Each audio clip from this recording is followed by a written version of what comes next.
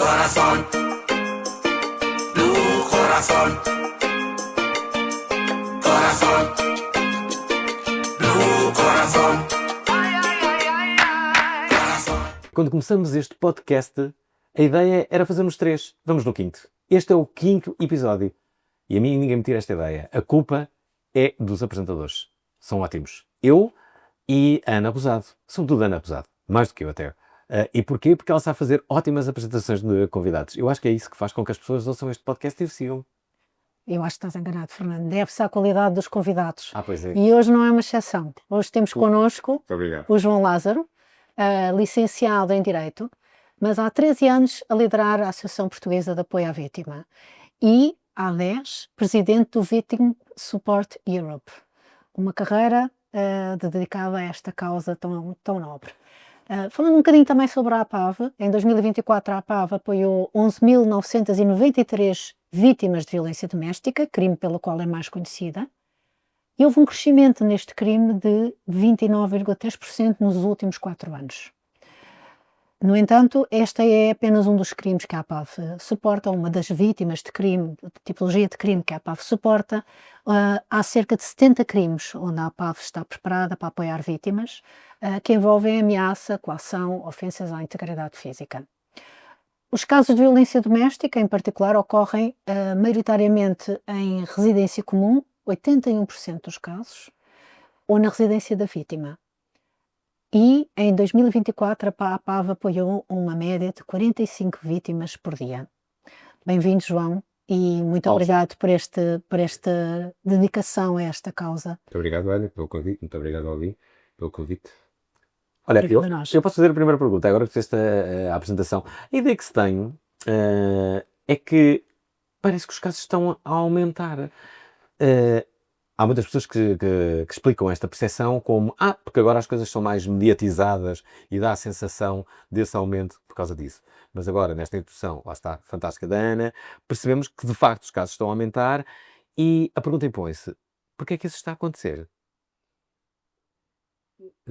Não se sabe exatamente bem se os casos estão a aumentar e se estão a aumentar muito. Ou seja, deduz que estarão a aumentar. Uma coisa é verdade, o fenómeno está a ser mais ocultado. O que é que isto quer dizer? As pessoas estão a perder a vergonha, estão a ganhar mais coragem. O que é ótimo. O que é ótimo. Significa também que tem que haver respostas do outro lado para todo esse mérito, toda essa coragem, não ser merecedora de uma resposta.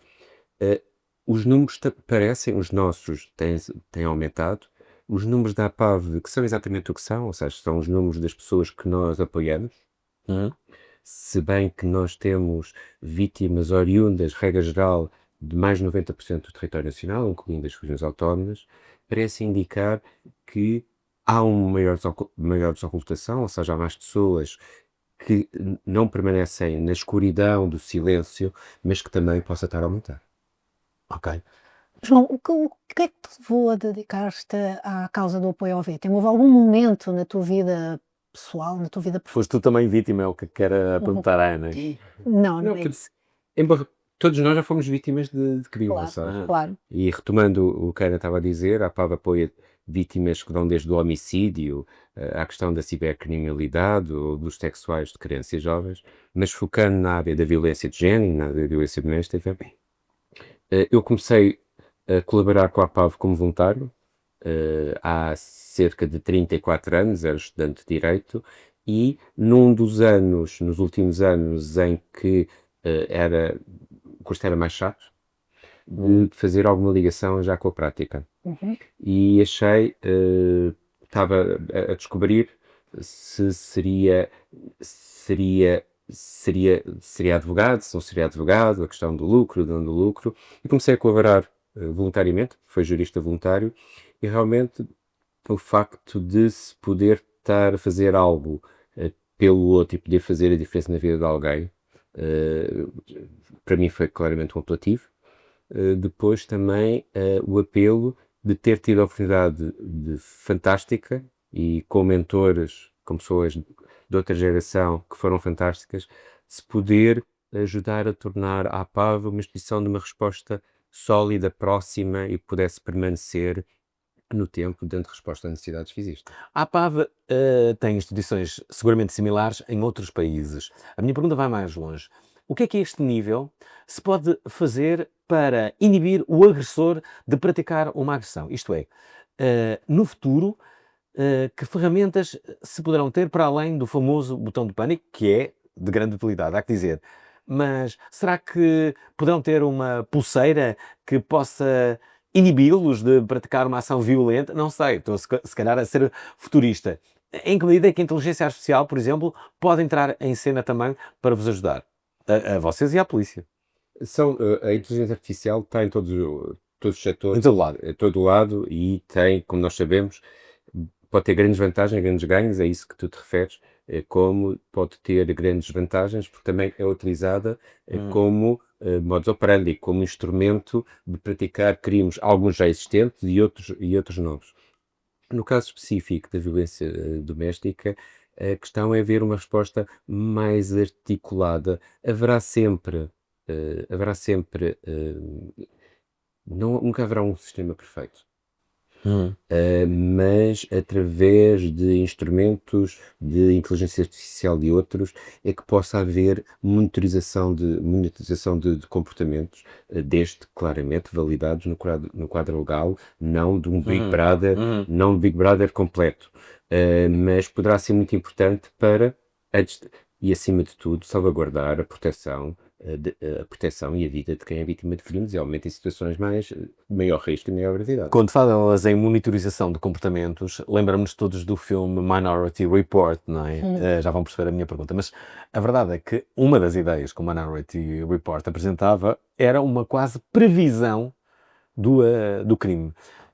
E isso hoje em dia consegue-se muito se percebemos as conversas que estão a ser tidas. Imagina haver um alarme com as mensagens que a vítima está a receber. Imagina que o telemóvel da vítima é monitorizado numa questão de violência doméstica. Perceber-se imediatamente que as ameaças verbais são grandes e vai logo um carro da polícia em direção à casa, por exemplo. Sim, não. Ok.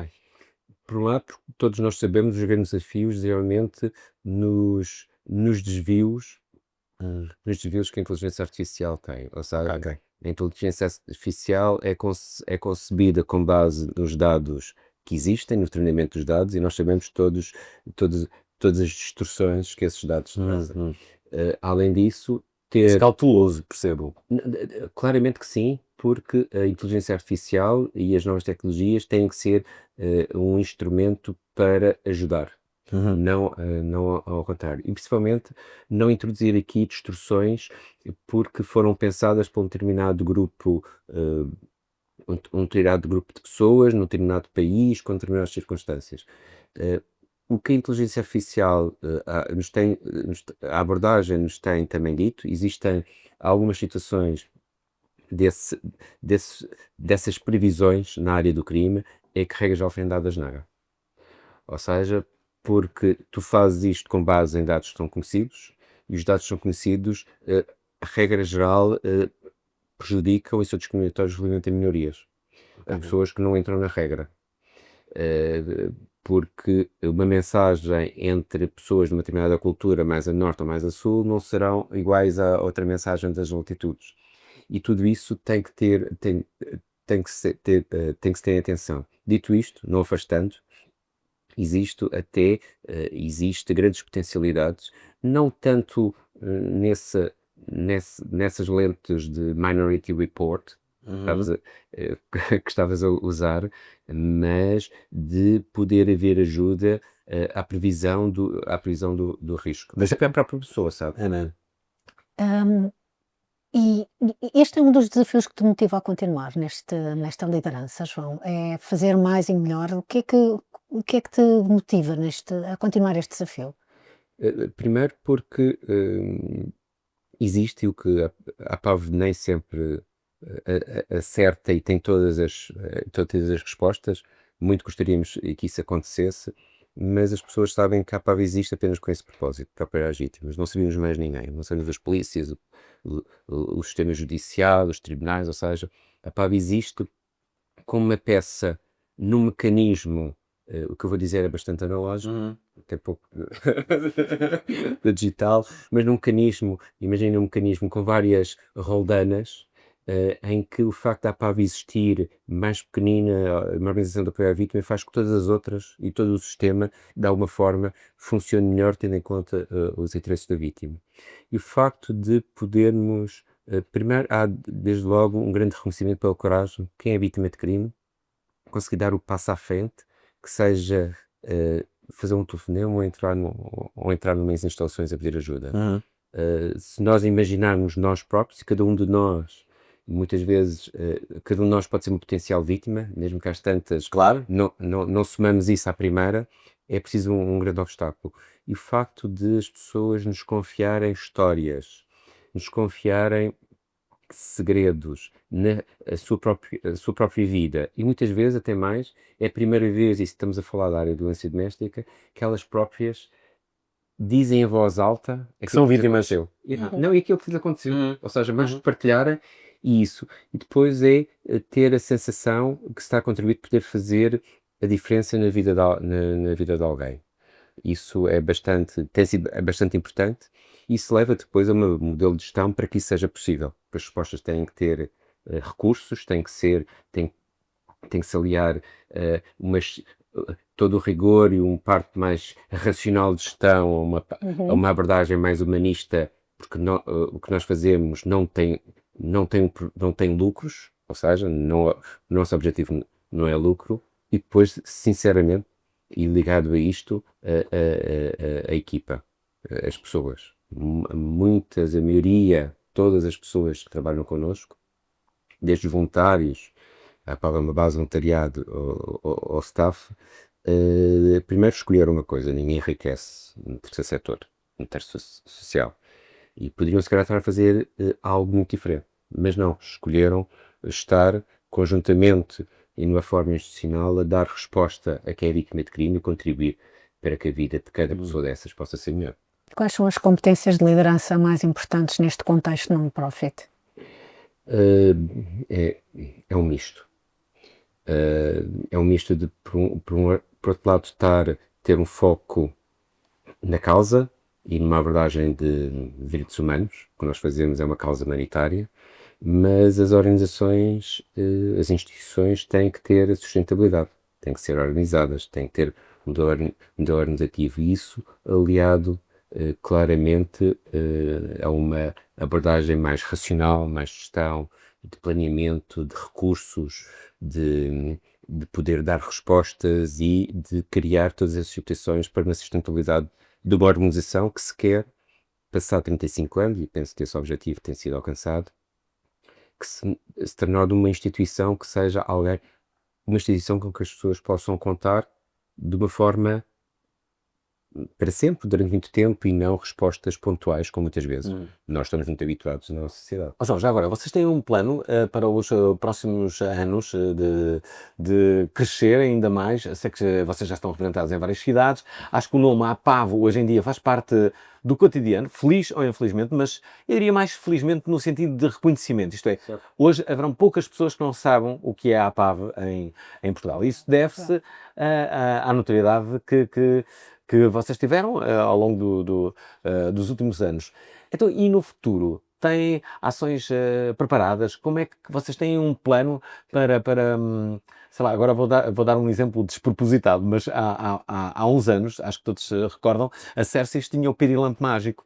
E o facto de ter o pirilampo mágico fazia com que as pessoas, pelo menos uma vez por ano, se lembrassem que a Cercis existia, através do pirilampo mágico. Não estou a dizer que vocês agora tenham um pirilampo para vocês, não é? Mas às vezes podem ter uma outra coisa, que as pessoas, nem que seja uma vez por ano, contribuam e falem da APAV. Nós temos aí um grande desafio e também uma grande oportunidade. A APAV, pela presença que tem e também pela voz das vítimas que tenta ser, e uma voz com rigor, com conhecimento, com coerência, e ter aqui uma visão nacional. Eu costumo dizer muitas vezes, e estando nós aqui centrados em Lisboa, muitas vezes há perspectivas neste país que têm uma visão entre a IC19 e a A5. Nós tentamos e temos uma que vai desde as Flores até Tavira ou então Vila Real. E essas oportunidades de parcerias e exatamente de financiamento são bastante importantes. Até por uma questão de, não só de sustentabilidade do que nós fazemos, mas de independência. Para nós a independência sempre foi muito importante para nós podermos fazer aquilo que fazemos e que queremos continuar a fazer. E que é a nossa missão, de apoiar quem é vítima de crime. Essa diversificação de financiamentos é imprescindível. Há caminho a fazer, estamos a fazer não só na área, a PAV tem uma diversificação que passa entre apoios de câmaras municipais, apoio de segurança social, apoio mais central do Governo da República, mas também ir muito ter concorrência. Nós somos muito competitivos em termos de projetos e projetos internacionais, de fundos europeus e não só. Cada vez mais uma ligação e participação das fundações empresariais e das empresas, mas também do cidadão individualmente considerado. Ou seja, e é nessa diversificação dentro do planeamento estratégico, nós aí somos um bocadinho pouco portugueses, ou melhor, portugueses mais trabalhados. A PAV olha através de estratégia, através dos planos de ação, com toda a mobilidade de gestão, para nos adaptarmos aos novos desafios e ao que surge, e principalmente às necessidades que, entretanto, há. Há estatísticas sobre a violência doméstica, vocês devem tê-las. Por exemplo, tende a aumentar, não? O que é que se sabe? Tens dados estatísticos? Uma das coisas que falta neste país, entre muitas outras que nós podemos fazer, se calhar, um podcast sobre isso.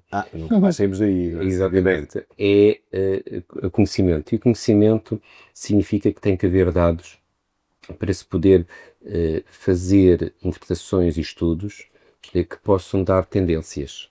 Não há gestão, não é? Não há gestão. Esses dados para gestão. Esse estudo e tirar essas conclusões ainda está para ser feito. Vai-se fazendo, mas não existe. E que volta um bocadinho à primeira pergunta que tu fizeste, que é se a violência doméstica está a aumentar ou não está a aumentar, se realmente está ou não, e se as respostas do próprio sistema, o que é que tem que ser melhorado. Uma coisa é verdade, e dando também aqui uma nota de esperança, existe toda uma estrutura de respostas e todo um trabalho muito grande que é feito, e já foi feito ao longo destes anos todos, quer pelas estruturas oficiais, pelas autoridades oficiais, pela PSP, pelo GNR, pela PJ, pelo Ministério Público, pelas organizações de apoio, mas como todos os temas, tem que sempre acompanhar o que é preciso melhorar e corrigir o que é que está a correr menos bem, para poder dar resposta a aumentos ou diminuições. Como é que se constroem relações de confiança com esse ecossistema todo de interlocutores que é necessário para apoiar as vítimas? Eu diria que talvez não será muito diferente de outros setores, com trabalho rigoroso, com coerência, com dedicação, mas também com muita persistência. E quando se trabalha numa perspectiva também de trabalho colaborativo, em que se trabalha com rigor, com transparência, em que se tem objetivos delineados em termos de estratégia, que são exatamente o de melhorar o que nós fazemos de apoio à vítima, essa confiança e essa confiança vai se sedimentando, o que é extremamente importante.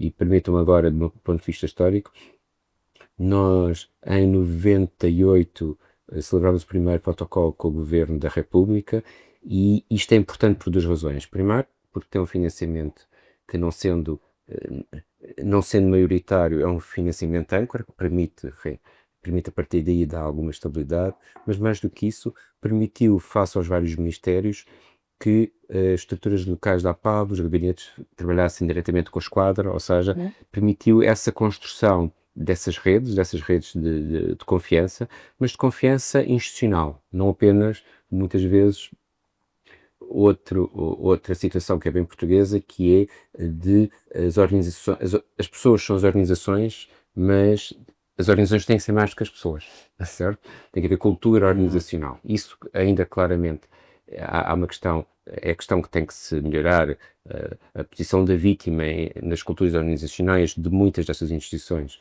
que lidam diretamente ou indiretamente com as vítimas, mas é a questão de confiança e de apresentar resultados. As pessoas verem que o trabalho é útil, é sério e é rigoroso. E é um serviço público. E é um serviço de interesse público. Deixem-me só recordar que estamos a entrevistar João Lázaro no 5º episódio de Blue Coração, o podcast oficial da Ask Blue. Corazón.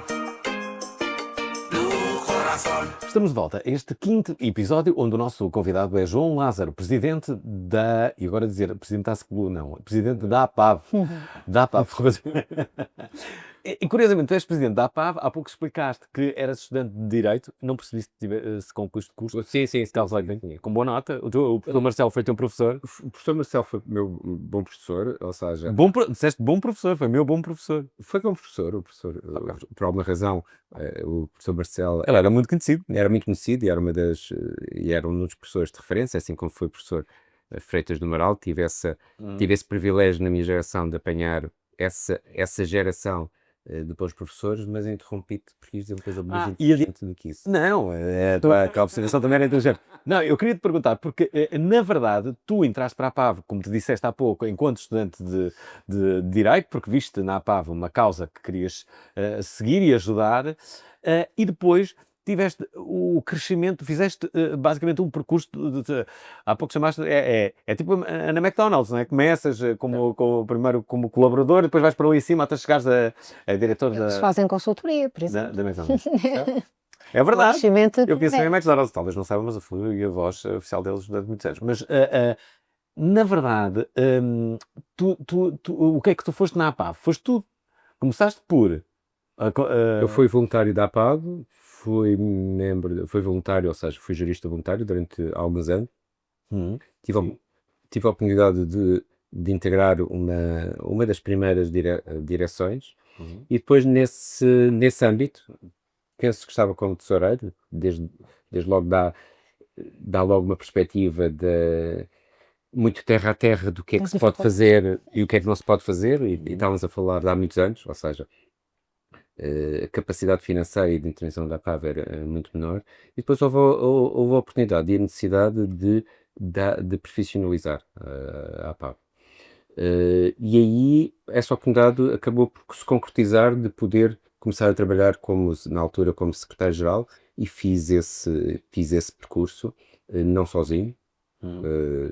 Tive, como disse, o privilégio de trabalhar com associados fundadores, que ainda hoje temos o privilégio de trabalhar, e também com equipas mais jovens, para poder, todos somos poucos nesse sentido, e todas as pessoas que se uniram, e desde logo os 27 fundadores que se uniram para formar a APAV. 27? 27, ou seja, infelizmente muitos deles têm partido, mas que, se lembrarmos, estamos a falar de 89, 90, era uma visão claramente muito inovadora para a sociedade portuguesa. Uma organização que seria uma organização da sociedade civil, sem fins lucrativos, cujo objetivo era ser nacional e apoiar as vítimas de crime, porque na chamada tríade, por um lado há os tribunais que julgam em nome de todos nós, em nome do povo, existem quem pratica os crimes, as pessoas infratoras, e neste vértice havia alguém que estava a ser descurado, que era a vítima de crime. E pensar-se numa resposta de base solidária, de base de uma organização civil para este problema, foi claramente muito inovador. Por isso esse espírito sempre uniu a APAV durante 35 anos, e também esse espírito de intergeracionalidade. João, deixa eu fazer esta pergunta, a ver se eu consigo fazê-la com a intenção que quero, que é, ainda existe um peso em relação à palavra vítima. E há muitas pessoas, eu por acaso até conheço pelo menos duas, que não quiseram fazer queixa formal sobre determinada pessoa porque não queriam ficar com o rótulo de vítima. O que num emprego, por exemplo, como o meu, poderia ser, no entender dessas pessoas, um estigma que não quisessem carregar. Ainda existe, aliás, o trabalho no futuro, se calhar, é não haver nenhuma vítima que tenha qualquer problema em assumi-lo. logo, descartando qualquer estigma que possa existir daí. Percebes a minha pergunta? Eu acho que fizeste a pergunta e deste a resposta. Exatamente isso.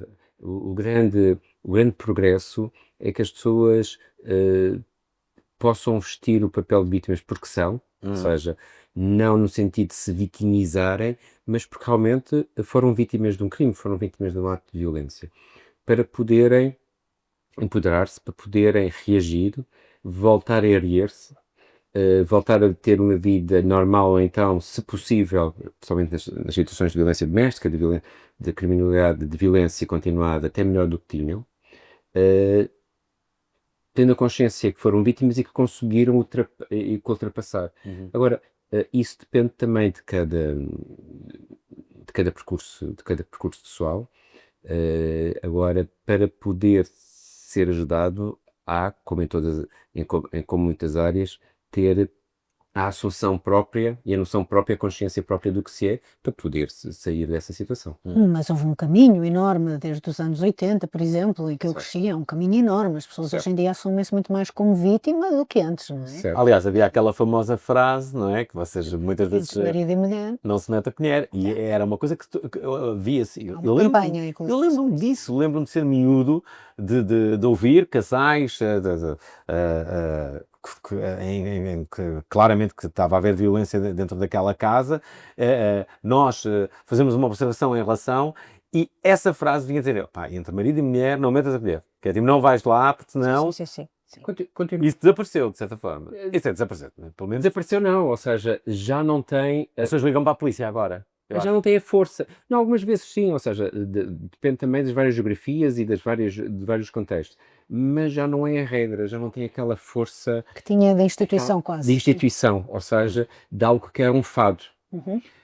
E por isso, um dos nossos trabalhos diariamente é contrariar isso. Porque nós vivemos num país que, por um lado, tem grandes progressos, mas também vivemos num país que uma comunidade também se reúne na praça à volta de um tribunal para poder aplaudir um homicida, por exemplo, uma situação de homicídio de uma casa de violência doméstica porque escapou às autoridades policiais durante muito tempo, ou seja, e é nessa ambivalência que se faz também a luta pelos direitos das vítimas de crime e também a afirmar que as vítimas precisam de apoio e devem ter os seus direitos reconhecidos. Eu, para preparar este número do podcast, estudei um bocadinho os números, etc. E houve uma ideia que me veio à cabeça, que é, Portugal, por exemplo, foi promovido turisticamente, e é verdade, como um país seguro, etc. E a ideia que me veio à cabeça foi, somos seguros fora de casa, porque dentro de casa somos extremamente inseguros. Os números falam por si. E deu-me até, não estudei tão profundamente assim em comparação com outros países da Europa, mas fiquei com a ideia que somos dos países com proporcionalmente maior quantidade de casos e de vítimas, ou não? Eu diria que não estamos no top dos mais gravosos, ou seja, a situação, se estamos a falar de violência doméstica, é algo que atravessa todas as sociedades, desde europeias, desde a que nós costumamos apontar como modelos de maior desenvolvimento ou de menos desenvolvimento, às vezes com expressões diferentes. Agora, a casa, o lar, é, por um lado, um espaço de amor, mas muitas vezes é um espaço de grande violência e de crime. E estamos a falar de violência doméstica contra as mulheres, mas estamos a falar também, podemos estar a falar da violência e dos crimes contra as pessoas idosas, contra a geração. Estamos a falar na área da violência doméstica de situações que começam a aparecer cada vez mais num fenómeno bastante preocupante, que são as situações de violência dos filhos menores contra os pais, e estamos a falar de pais de extrato económico-social e económico-cultural bastante elevado, e estamos a falar, por exemplo, de toda a questão dos maus tratos e dos abusos sexuais de crianças e jovens, que se passa muitas vezes no circuito mais próximo. Por isso, a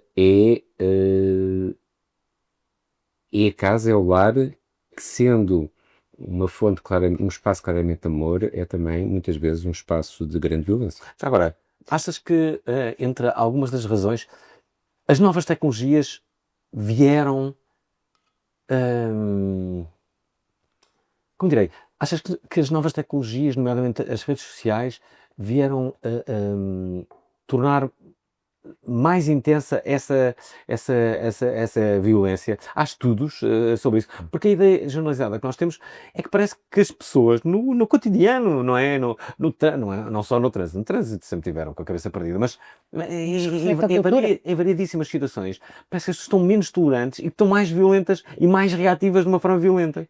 Eu diria que os tempos em que nós estamos a viver, ou seja, a época, não é uma época de paz, de consenso, de tolerância. Não é? Não é. Vivemos numa época que tudo é branco e preto, de extremismo, de radicalismo. Isso contamina tudo. Olhando para a questão do ciber, e está tudo ligado, existe com a pandemia um crescimento exponencial de tudo que tinha a ver com crime na área do ciber, chamado cibercrime. Foi um dos grandes saltos e um dos grandes fenómenos mesmo vitimológicos da pandemia. Nós estamos muito atentos a isso, através também da linha Internet Seguro. E a cibercriminalidade traz dois grandes desafios, ou seja, duas grandes abordagens. Por um lado, são crimes que já eram cometidos de outra forma. Calúnias, a questão de muitas vezes outro tipo de crimes, como fosse chamadas burlas, isso tudo.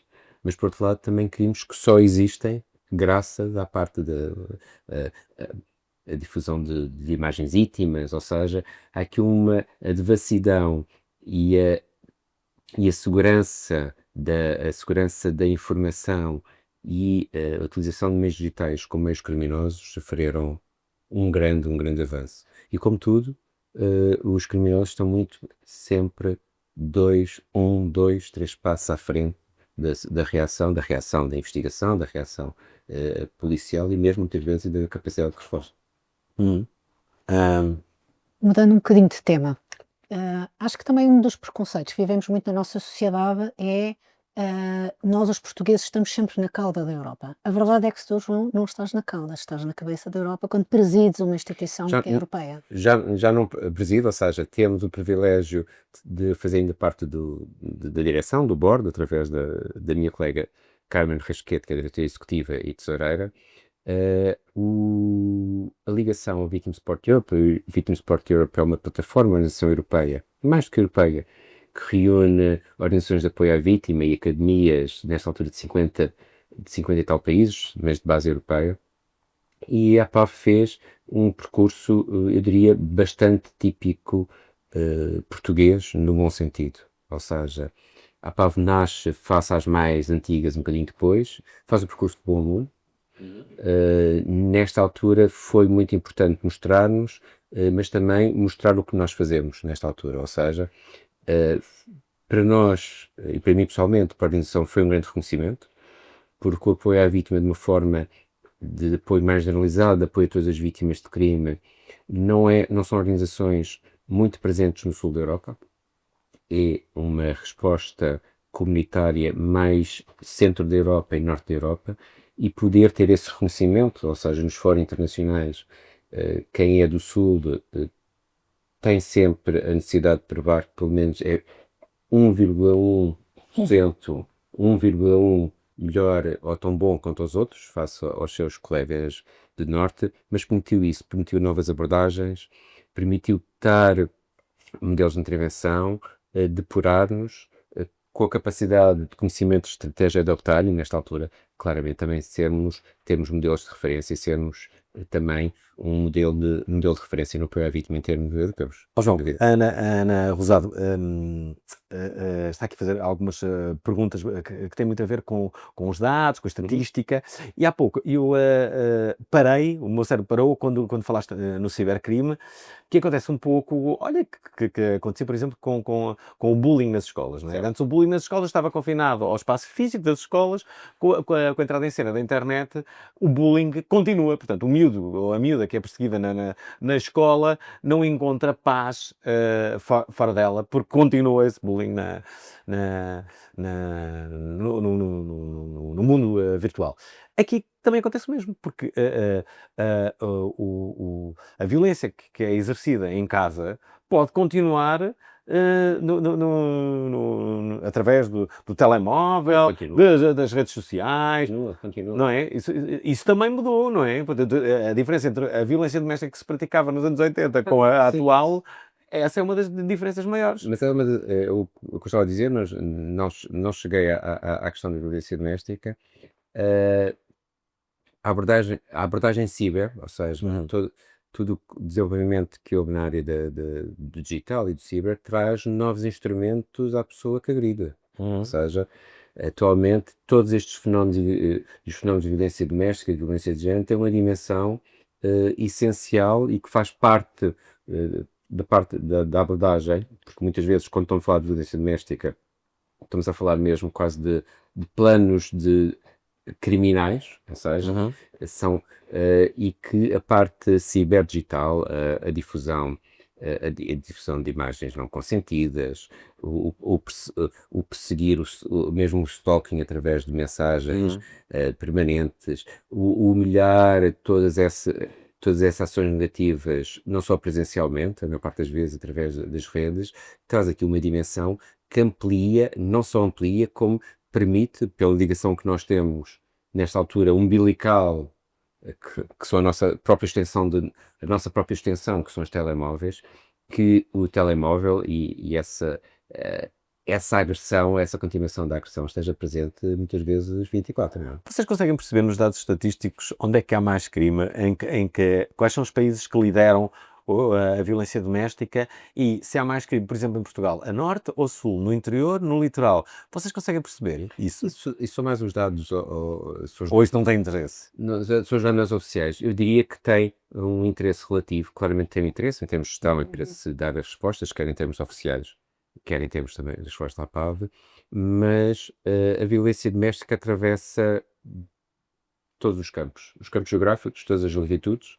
Pode haver alguns subfenómenos, alguns instrumentos que sejam algum tipo de agressão, algum tipo de metodologia, e também isso é muito importante.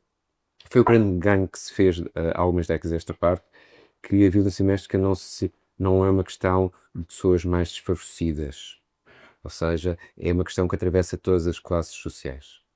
Poderá haver percepções diferentes, poderá haver formas de exercer essa violência. Quem dá mais a cara nos serviços de apoio, quem precisa, são as pessoas economicamente mais favorecidas, mas atravessa todas as classes, atravessa todas as regiões, atravessa todas as profissões, atravessa todos os estratos socioeducativos. Uma nota curiosa é que da nossa experiência destes 30 anos de serviços e que são integrados, ou seja, o telefónico através das redes, o presencial, e nesta altura só faz sentido estas soluções integradas, porque as pessoas utilizam estes vários meios. Quem muitas vezes utiliza sistema de apoio à distância, estamos a falar da linha telefónica, estamos a falar de redes, muitas vezes tende a ser pessoas económica ou culturalmente mais favorecidas. Quem dá a cara tende a ser muitas vezes pessoas economicamente menos favorecidas. Engraçado, curioso isso. Curioso, é verdade. Ao longo destes anos todos, há de ter havido marcos, atingimentos que de certeza que te fazem sentir um especial apreço. Algum momento que queiras partilhar connosco? Há algumas histórias de vitimação que me marcaram e que me continuam a marcar. Olha, há pouco contavas uma. Certo. Eu diria, eu acho que o que me impressiona, por outro lado, é passar 30 e tal anos, e comentávamos isso antes disto, por muito que nós já vimos, em termos de atividades de crimes, a realidade vai sempre além da ficção. Ou seja, a capacidade incrível da realidade, da capacidade criminosa, criativa e muito além do que nós já conhecemos e fazemos. Depois, cada pessoa é exatamente isso, é uma pessoa. Não há duas pessoas iguais, as pessoas reais. Também não há dois agressores iguais, não é? Não há das pessoas, os contextos, as condições de vida, as circunstâncias levam que as pessoas reajam de uma forma diferente. Eu diria que algo que, em termos da PAV, nos orgulhou e me orgulhou, foi conseguir fazer o ponto da consolidação e de que as pessoas pudessem socorrer-se, pudessem apelar ao nosso apoio, independentemente de onde estava. Claramente não estamos presencialmente, e que pode e deve ser muito melhor o caminho da cobertura nacional. E de poder estar cada vez mais próximos e mais disponíveis para quem tem a vítima de crime. Deixa-me só dizer que estamos a terminar este 5º episódio de Blue Coração, o podcast oficial da Ask Blue, comigo e com a Ana Rosado. O nosso convidado de hoje é João Lázaro, o presidente da APAV. Corazón. Blue corazón. Estamos de volta para os últimos instantes deste 5º episódio de Blue Coração, o podcast oficial da Ask Blue, hoje com João Lázaro, o presidente da APAV. João, já falamos de inteligência artificial, um dos meus temas favoritos no momento, de futuro, não é? Sabes que há pouco estava a falar contigo, é sempre que é uma causa, a violência doméstica, a qual, pá, infelizmente, estou perto, conheço muitos casos que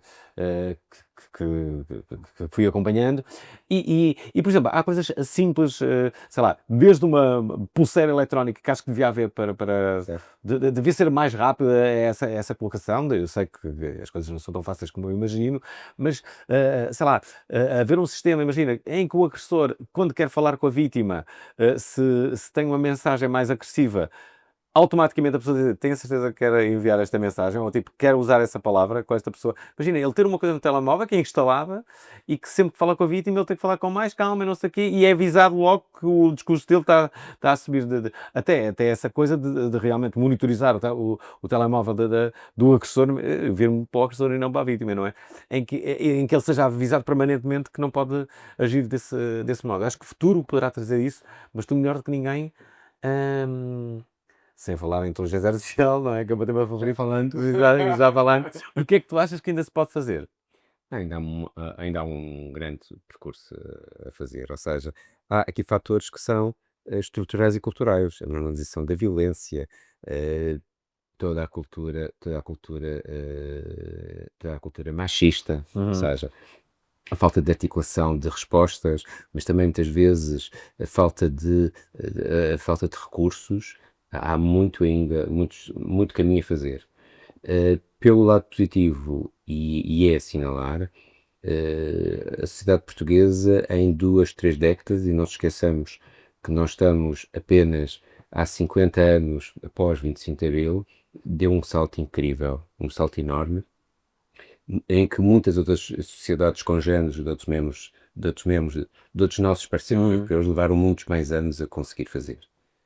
A questão é acompanhar, não desistir, melhorar, para melhorar a resposta que os nossos concidadãos são vítimas de crime e violência devem ter. João, desculpa, última pergunta. A verdade é que todos nós pensávamos que era algo geracional, o machismo, essa violência, e achamos todos, erradamente, que as novas gerações iam trazer uma nova atitude, uma nova frescura, que não faz sentido nenhum agora o miúdo ser machista também.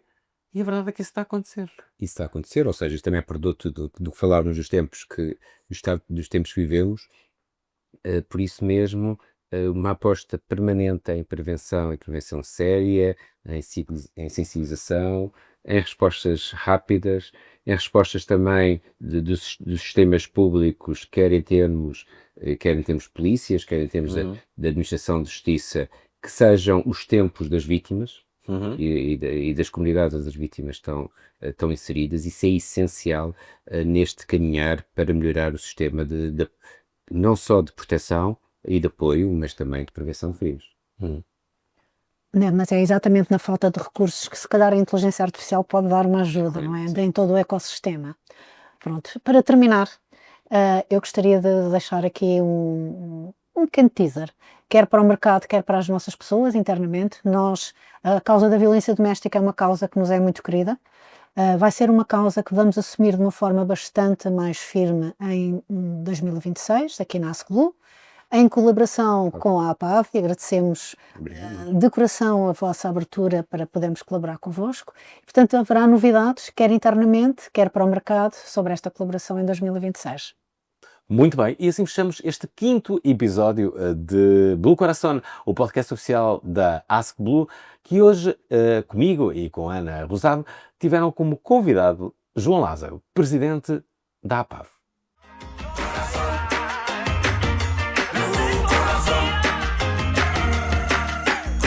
Inovação e tecnologia, negócio sempre com simpatia.